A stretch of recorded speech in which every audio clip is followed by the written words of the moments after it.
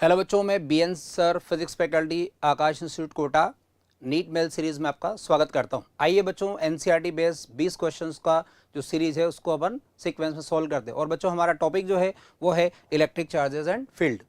बच्चों सबसे पहले जो क्वेश्चंस आते हैं वो असर्शन रीजन आते हैं और उसमें सबसे पहला क्वेश्चन है, उस क्वेश्चन को बच्चों अपन पढ़ते हैं। क्या है क्वेश्चन?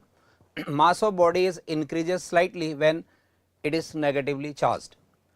दूसरी बात है charging is due to transfer of proton. ऐसे बच्चों इनके हिंदी के वर्ड हैं कि अगर किसी वस्तु को ऋणावेश दिया जाए तो उसका द्रव्यमान थोड़ा सा बढ़ जाता है और किसी वस्तु का आवेशन प्रोटॉन के स्थानांतरण से होता है। बच्चों हम क्या कंसेप्ट जानते हैं कि जब भी किसी वस्तु को हम नेगेटिव चार्ज करते हैं तो उसमें इलेक्ट्रॉन देते हैं। जब इलेक्ट्रॉन देते हैं तो बच्चों उसका द्रव्यमान बढ़ जाता है। तो उसके हिसाब से हमारा पहला स्टेटमेंट जो है वो सही है। दूसरे बच्चों किसी भी बॉडी की जो चार्जिंग होती है वो इलेक्ट्रॉन के ट्रांसफर से होती है। तो बच्चों ये दूसरा स्टेटमेंट गलत है। तो इसके अकॉर्डिंग इसका आंसर हमारा क्या होना चाहिए बच्चों? इसका आंसर थर्ड होना चाहिए कि पहला स्टेटमेंट सही है और दूसरा गलत है। ठीक है बच्चों, आइए दूसरे क्वेश्चन पे चलते हैं बच्चों। दूसरा क्वेश्चन भी क्या है बच्चों? दूसरे क्वेश्चन में कहा कि mass of body is decrease slightly when it is positively charge. दूसरा है बच्चों रीजन क्या है? Charging is due to transfer of proton. बच्चों ये सवाल भी पिछले सवाल के जैसा है लेकिन बात कंसेप्चुअली अलग है। क्या है बच्चों? एक वस्तु को अगर हम पॉजिटिव चार्ज देते हैं तो उसका द्रव्यमान डिक्रीज होता है। पॉजिटिव चार्ज का मतलब ये है कि उसमें से इलेक्ट्रॉन निकलना है। इलेक्ट्रॉन निकल रहे हैं मतलब उसका द्रव्यमान घट रहा है। तो पहला स्टेटमेंट बच्चों क्या है? सही है।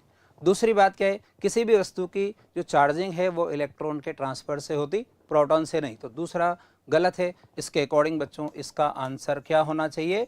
इसका आंसर थर्ड होना चाहिए। क्या होना चाहिए बच्चों?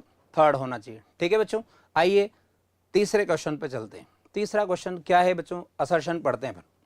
असर्शन में क्या है? Net charge on an electric dipole is zero. हम ये जानते हैं बच्चों कि किसी भी डाइपोल पर नेट चार्ज जीरो होता है, मतलब पहला स्टेटमेंट सही है। ठीक है, दूसरी बात करते हैं बच्चों रीजन की। An electric dipole consist of two equal and opposite charges separated by very small distance is.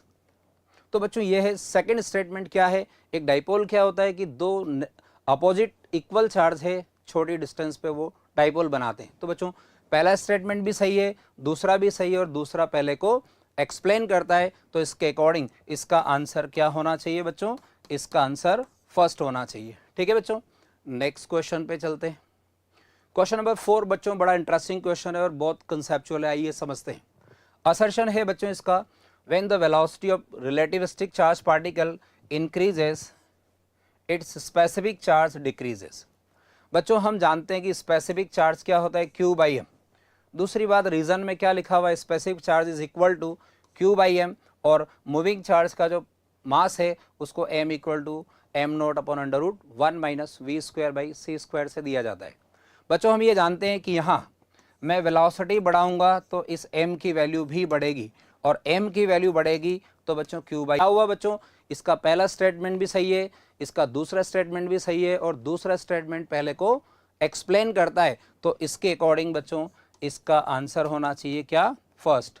Fourth का आंसर फर्स्ट है। ठीक है बच्चों, नेक्स्ट क्वेश्चन पे चलते हैं। नेक्स्ट क्वेश्चन में असर्शन क्या दिया बच्चों? आइए ध्यान से पढ़ते हैं। 2 point charges separated by a distance d repel each other with a force of 9 newton. कितना बच्चों? 9 न्यूटन। कितना बच्चों? 9 newton. If the separation between them becomes 3d, 3d कर दें तो force of repulsion will be 1 newton. दूसरी बात क्या है बच्चों? रीजन में कहा कि force between 2 point charges separated by some distance is given by F equal to के Q1 Q2 upon R square. ये बच्चों कूलम्स लॉ है। बच्चों इसमें मैं इसका हिंदी वर्जन भी आपको समझा दूं। हिंदी में ये कहा कि दो बिंदु आवेश एक दूसरे से d दूरी पर 9 न्यूटन का प्रतिकर्षण बल लगाते हैं। यदि इनके बीच की दूरी को अपन 3d कर दें तो बच्चों नया बल 1 न्यूटन होगा। आइए इसको हम सॉल्व करके देखते हैं। बच्चों F इक्वल टू अपन क्या लिखेंगे? के Q1 Q2 upon D square. अगर मैं नया फोर्स लिखूंगा F डैश तो ये कितना होगा बच्चों? ये होगा के Q1 Q2 अपॉन डी की जगह 3d का स्क्वायर करेंगे तो यहाँ से ये बच्चों कितना हो जाएगा? ये हो जाएगा F बाई 9 और इसकी वैल्यू अपन को 9 दे रखी तो 9 बाई 9 तो अपना आंसर आएगा कितना? 1 न्यूटन। मतलब बच्चों पहली बात बिल्कुल सही है और इस पहली बात को एक्सप्लेन करने के लिए कूलम्स लॉ होना चाहिए। तो दूसरे स्टेटमेंट में क्या लिखा हुआ है? कूलम्स लॉ लिखा हुआ है। तो बच्चों इसके अकॉर्डिंग इस क्वेश्चन का आंसर फर्स्ट है, मतलब असर्शन भी सही है, रीज़न भी सही है, और रीज़न असर्शन का करेक्ट एक्सप्लेनेशन है। ठीक है बच्चों, आइए बच्चों अगले नेक्स्ट क्वेश्चन जो 5 हैं वो 5 क्वेश्चन स्टेटमेंट बेस्ड है, और इन स्टेटमेंट में हमें ये याद रखना है कि अगर दोनों स्टेटमेंट जो है, दोनों स्टेटमेंट फॉल्स है तो हमें पहला आंसर देना है, पहला स्टेटमेंट ट्रू है और दूसरा फॉल्स है तो सेकंड आंसर देना है। तीसरे में बच्चों पहला स्टेटमेंट फॉल्स है और दूसरा ट्रू है तो हमें थर्ड आंसर देना है, और अगर बच्चों दोनों ही ट्रू है तो हमें चौथा आंसर देना। मेरे ख्याल से बच्चों आप ये 4 पॉइंट समझ गए होंगे। इन पॉइंट पे हम नज़र रखते हुए आइए आगे के क्वेश्चन को आगे बढ़ाते हैं। सबसे पहले बच्चों क्वेश्चन नंबर 6 पे चलते हैं अपन। 6 का जो पहला स्टेटमेंट है वो क्या है, net charge on an electric dipole is always zero. बिल्कुल सही बात है बच्चों, एक विद्युत द्विध्रुव पे बच्चों कुल आवेश हमेशा शून्य होता है। क्यों होता है बच्चों, क्योंकि अगर मैं क्यू नेट लिखूं तो क्यू नेट क्या आएगा, यह आएगा plus Q plus of minus Q, और आवेश में योगात्मक गुण होता है, एडिटिव नेचर होती है, अदिश राशि है, ऐसा लिखा जाएगा।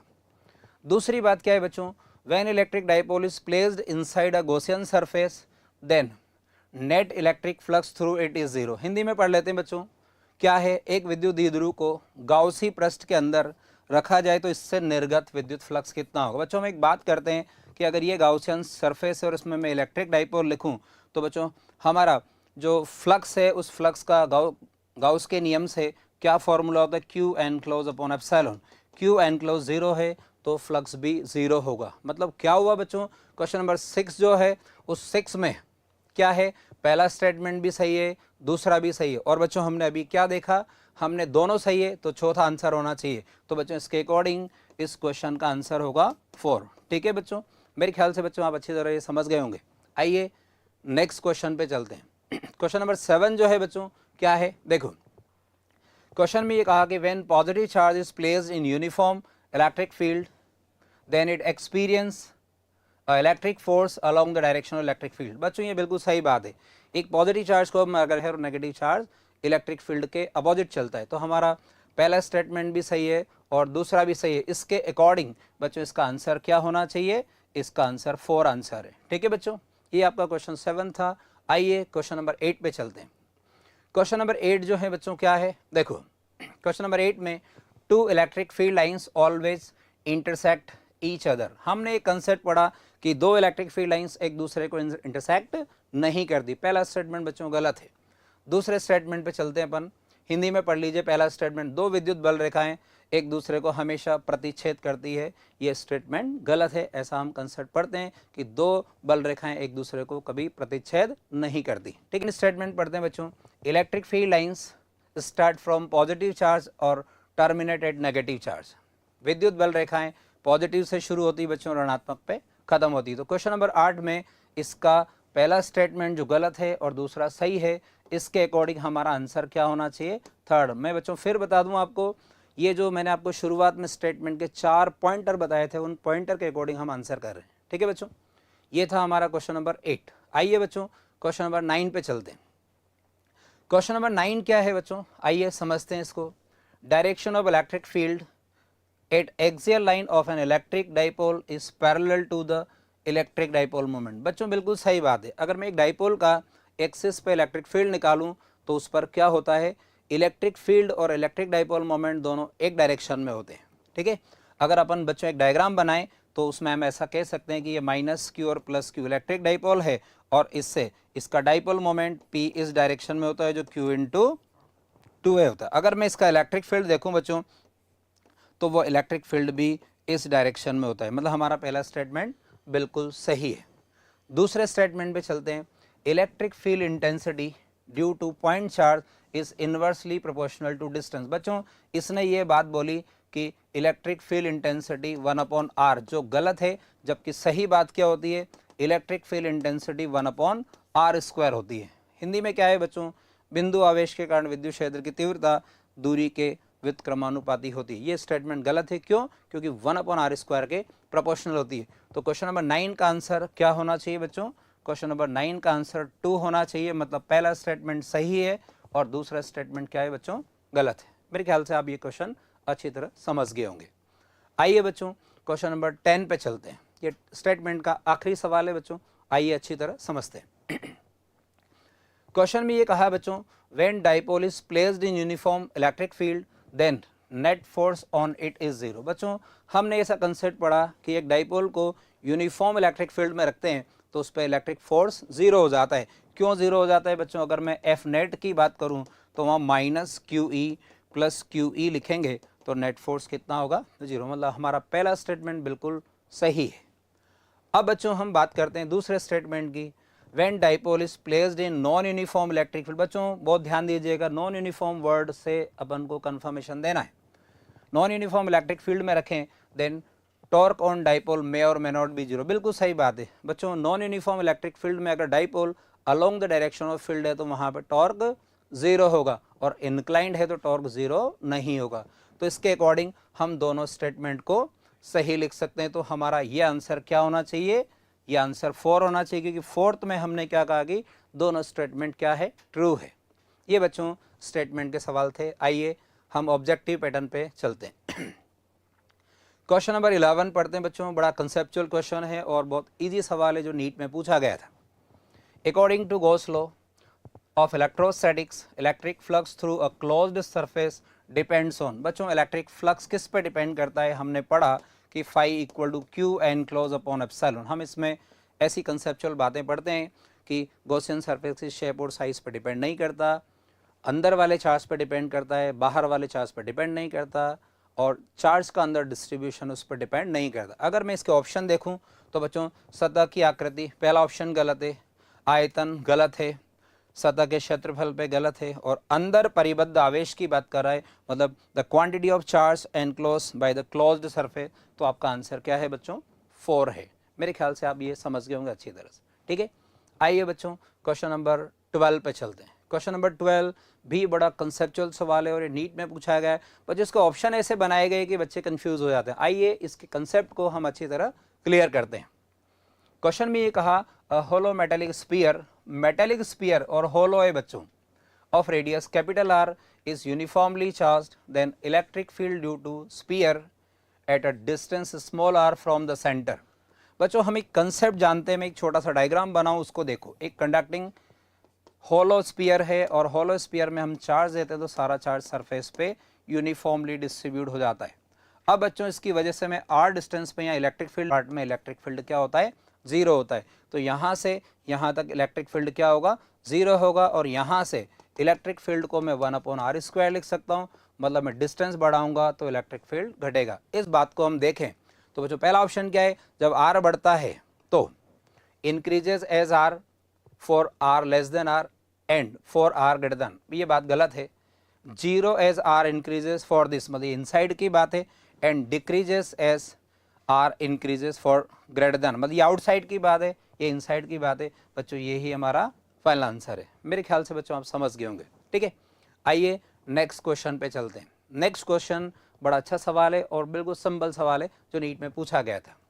क्वेश्चन में ये कहा बच्चों, two parallel infinite line charge with linear charge densities plus lambda and minus lambda coulomb per meter are placed at a distance of 2r from in free space. What is the electric field midway between the two line of the charges? बच्चों इस question को मैं आपको हिंदी में भी समझाता हूँ, फिर इसका सॉल्यूशन करते हैं। दो समांतर रैखिक आवेश जिनके रैखिक आवेश घनत्व lambda plus lambda minus lambda है, मुक्त आकाश में 2r दूरी पर रखें। इन दोनों रैखिक आवेश के मध्य विद्युत क्षेत्र कितना होगा ये अपन को सॉल्व करना है। तो बच्चों हम एक छोटा सा कंसेप्चुअल बात करते हैं इसके आंसर की तरफ। जरा ध्यान से देखिए बच्चों, ये प्लस लैम्डा है और ये क्या है बच्चों? माइनस लैम्डा है। अगर मैं इस डिस्टेंस को 2r लिखूं तो मिड पॉइंट यहाँ होगा, और मिड पॉइंट में क्या होगा बच्चों? इस मिड पॉइंट में ये डिस्टेंस r होगी और ये डिस्टेंस भी r होगी। अगर मैं इस पॉइंट पे इस पॉजिटिव का इलेक्ट्रिक फील्ड देखूँ तो बच्चों वो इधर जाएगा। मैं यहाँ एक टेस्ट चार्ज रखूँ तो ये नेगेटिव वाला उसको अट्रैक्ट करेगा। तो बच्चों हम ये जानते हैं कि अगर मैं यहाँ ई रिजल्टेंट लिखूँ मिड पॉइंट पे तो एक चार्ज का लीनियर चार्ज डिस्ट्रीब्यूशन का आर डिस्टेंस पे जो इलेक्ट्रिक फील्ड होता है बच्चों वो कितना होता है? 2k lambda upon are. तो यहाँ 2 है तो मैं बच्चों 2e लिखूँगा, और 2e की वैल्यू क्या लिखूँगा बच्चों? 2k lambda upon are. तो आपका आंसर हो जाएगा कितना बच्चों? 4k lambda upon are. लेकिन हम इसके ऑप्शन देखें तो ऑप्शन में बच्चों एप्सिलॉन है, तो हम अच्छी तरह जानते हैं कि k की वैल्यू क्या होती है बच्चों? के को हम लिख सकते हैं 1/4 पाई एप्सिलॉन। ये वैल्यू यहाँ रखोगे तो 4 से 4 कैंसिल होगा और लैम्डा अपॉन क्या आएगा, पाई एप्सिलॉन आर। अगर बच्चों हम इसके अकॉर्डिंग इसका आंसर देखें तो इसका आंसर क्या होना चाहिए, थर्ड होना चाहिए। क्या बच्चों, lambda upon pi epsilon r newton per coulomb. मेरे ख्याल से आप इस क्वेश्चन को अच्छी तरह समझ गए होंगे। ठीक है बच्चों, क्वेश्चन नंबर 14 पे चलते हैं। 14 सवाल बड़ा इंटरेस्टिंग सवाल है, आइए अच्छी तरह पढ़ते हैं और समझते हैं। 2 point charges A and B having charge plus Q and minus Q respectively are placed at a certain distance apart and force acting between them is capital F. If 25% charge, कितना बच्चों, 25% charge of A से is transferred to B, then force between the charges becomes. Question में बच्चों ये कहा कि दो body है A और B, उनके बीच में उन पर चार्ज है प्लस Q और माइनस Q और उनके बीच में फोर्स लग रहा वो F है।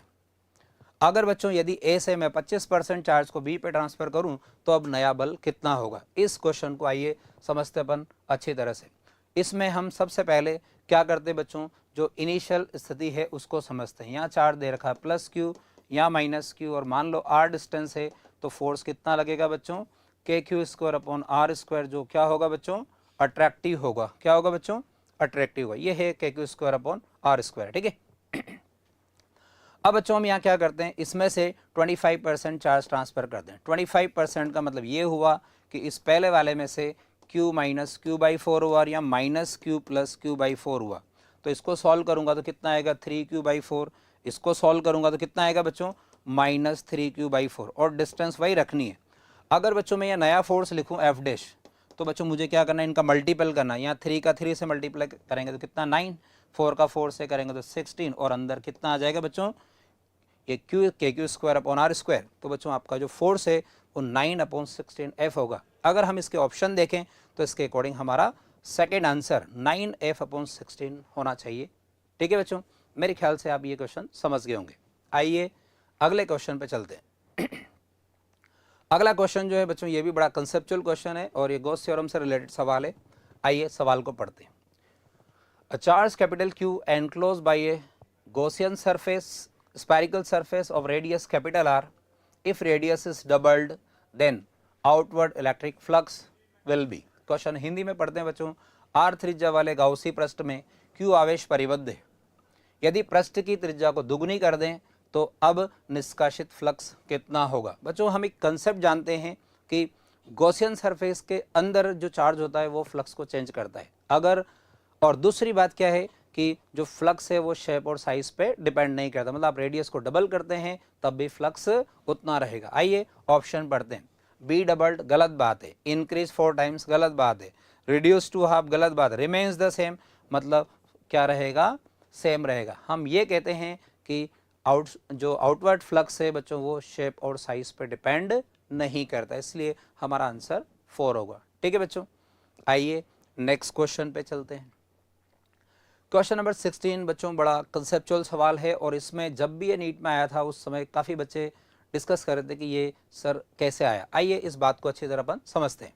क्वेश्चन में कहा कि 2 positive ions each carrying a charge Q are separated by a distance D।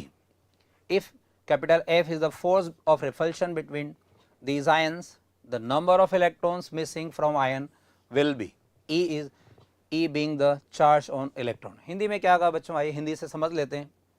दो आयन से प्रत्येक पर आवेश Q है, परस्पर D दूरी पर स्थित है और इन आयनों के मध्य प्रतिकर्षण बल क्या है बच्चों, कैपिटल F। आपको प्रतिकर्षण बल दे रखा है और वो कैपिटल F दे रखा है। तो प्रत्येक आयन से लुप्त होने वाले इलेक्ट्रॉन की संख्या ज्ञात कीजिए, मतलब आपको इलेक्ट्रॉन की संख्या निकालनी। बच्चों सवाल बड़ा सिंपल सा है, कंसेप्चुअली समझते हैं। क्वेश्चन में ये कहा कि दो आयन हैं, इस आयन पे मान लो प्लस Q चार्ज है और यहाँ भी बच्चों क्या है, प्लस Q है और ये मान लो D डिस्टेंस पे जैसा क्वेश्चन में दिया गया है। अगर मैं इसके बीच में बल लिखूं तो बच्चों कूलम्स लॉ से क्या होगा, KQ² अपॉन कितना होगा, D²। मुझे बच्चों Q निकालना है तो मैं क्या करूँगा, यहाँ FD² अपॉन K का अंडरवुड और मैं इस Q को क्या लिखूँगा, NE। हम क्वांटाइजेशन से ऐसा जानते हैं Q equal to NE। Q equal to क्या जानते हैं बच्चों, NE। N belongs to integers. तो बच्चों यहाँ से अगर मैं एन की वैल्यू निकालूं तो ये ई नीचे आ जाएगा, तो 1/e इंटू, बच्चों हमारा आंसर एप्सिलॉन में है, के को बदल दीजिए, के को 1/4 एप्सिलॉन लिखेंगे तो क्या आएगा बच्चों, ये आएगा 4 एप्सिलॉन, और यहाँ लिखेंगे एफ डी स्क्वायर अपॉन क्या आएगा, यहाँ तो 1 बन जाएगा। ये ई बाहर है, इस ई को अंदर ले जाओ बच्चों ऑप्शन को देख के, तो 4 epsilon F D square upon क्या होगा, ई स्क्वायर।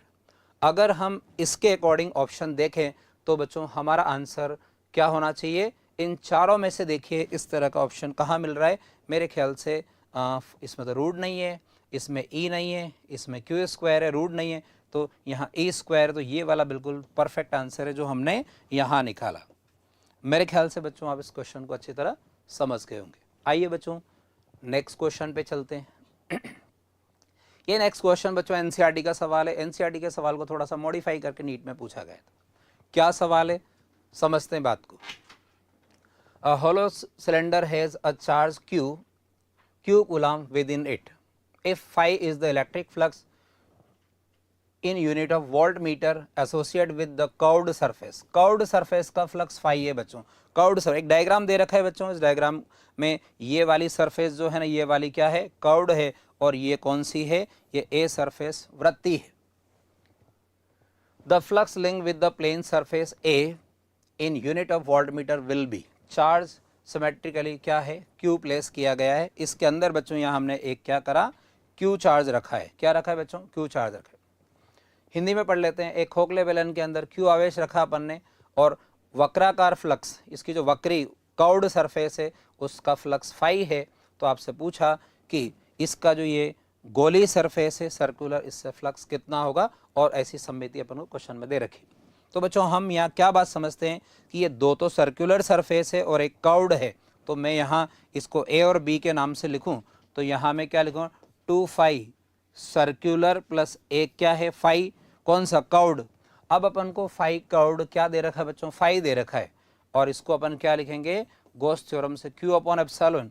तो यहाँ से ये सर्कुलर कितना आएगा, ये आएगा q upon epsilon minus phi, और यहाँ से अगर मैं फाई सर्कुलर लिखूंगा बच्चों तो इसका आंसर आएगा 1/2 q upon epsilon minus phi. ये सवाल आपके नीट में पूछा गया था, और ये बिल्कुल कंसेप्चुअल और अच्छा सवाल है। ठीक है बच्चों, मैं उम्मीद करता हूँ ये सवाल आपको अच्छी तरह समझ आया होगा। आइए अगला सवाल पढ़ते हैं। अगला सवाल जो है बच्चों ये भी बड़ा कंसेप्चुअल सवाल है और बहुत इजी है। क्या है बच्चों, a square surface of side capital L metre is in plane of the paper. A uniform electric field E volt per metre unit है, also in the plane of paper, is limited only to the lower half of the square surface. See the figure, इसमें आपको ऐसा दे रखा है। The electric flux associate with the surface is. बच्चों question को हम हिंदी में पढ़ लेते हैं। क्वेश्चन में क्या कहा, एल मीटर भुजा की एक वर्गाकार सतह कागज के तल में स्थित है। एक समरूप विद्युत क्षेत्र जो भी कागज के तल में है, दोनों एक ही तल में है। तो वर्गाकार सतह के निचले आधे भाग से का सीमित दे रखा, इतने में इलेक्ट्रिक फील्ड है। आपसे पूछा कि फ्लक्स कितना होगा। बच्चों हम एक कंसेप्ट जानते हैं क्या, कि ये जो फ्लक्स होता है इसको हम लिखते हैं ई ए कोस थीटा।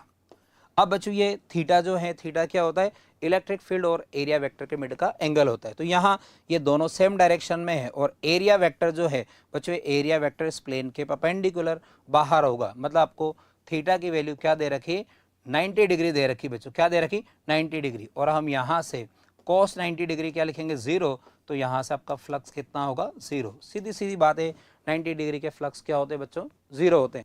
तो इसके अकॉर्डिंग हम इसके चारों ऑप्शन देखें तो हमारा थर्ड आंसर 0 फ्लक्स होना चाहिए। ठीक है, ये मैं उम्मीद करता हूँ ये सवाल आप समझ गए होंगे। अगला सवाल देखिए बच्चों, क्वेश्चन नंबर 19 बच्चों कूलॉम्स लॉ पे बेस्ड सवाल है, और सवाल ईजी है। अ charge q is placed at the centre of line joining two charge exactly equal positive charge capital Q। The system of 3 charges will be in equilibrium. बच्चों question में ये कहा कि पूरा सिस्टम इक्विलिब्रियम में है।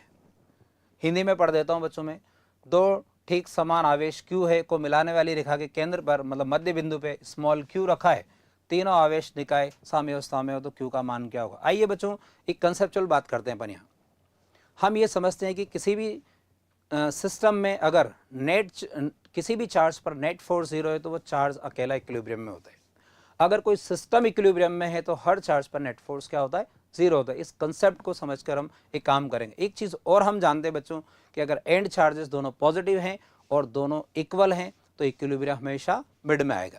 तो इसके अकॉर्डिंग हम इसको सॉल्व करें तो यहाँ बच्चों Q रखें, यहाँ Q रखें और मिड में अपन को Q रखना है। और ये डिस्टेंस बच्चों R है तो ये डिस्टेंस क्या होगी, R/2 होगी। इस पॉइंट को अपन A, B और C लिखें। हमने ये कहा कि किसी भी पॉइंट पर नेट फोर्स 0 होगा, तो मैं F रिजल्टेंट एट A निकालूं तो वो 0 आना चाहिए। मैं इन दोनों के बीच में सॉल्व करूं तो यहाँ फोर्स इन दोनों का कितना होगा बच्चों, KQ/R/2 का होल स्क्वायर प्लस इन दोनों के बीच में कितना होगा, KQ²/R² इक्वल टू 0। यहाँ से मैं Q की वैल्यू कैलकुलेट करूँ तो ये वैल्यू होगी -Q/4। इसके अकॉर्डिंग बच्चों हम इसके ऑप्शन देखें तो हमारा सेकेंड आंसर सही है। ठीक है बच्चों, मैं उम्मीद करता हूँ ये सवाल आपको अच्छी तरह समझ आया होगा। आइए बच्चों इस सीरीज़ का आखिरी सवाल देखते हैं, क्वेश्चन नंबर 20।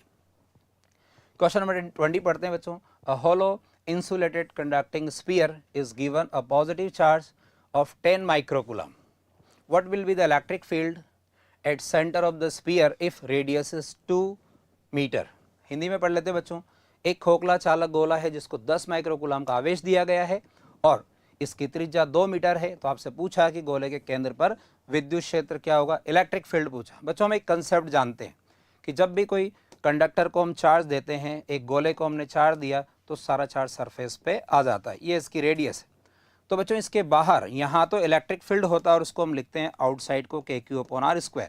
लेकिन इलेक्ट्रिक इस स्फीयर के अंदर सेंटर से लेके यहाँ तक इलेक्ट्रिक फील्ड क्या होता है बच्चों, 0 होता है। तो हमें सेंटर पे पूछा है, इसके अकॉर्डिंग हम इसके ऑप्शन देखें तो हमारा आंसर थर्ड होना चाहिए। ठीक है, तो बच्चों ये नीट मेल सीरीज़ के टोटल 20 क्वेश्चंस थे। मैं पूरी उम्मीद करता हूँ कि सारे क्वेश्चन आपको समझ आएंगे। थैंक यू बच्चों।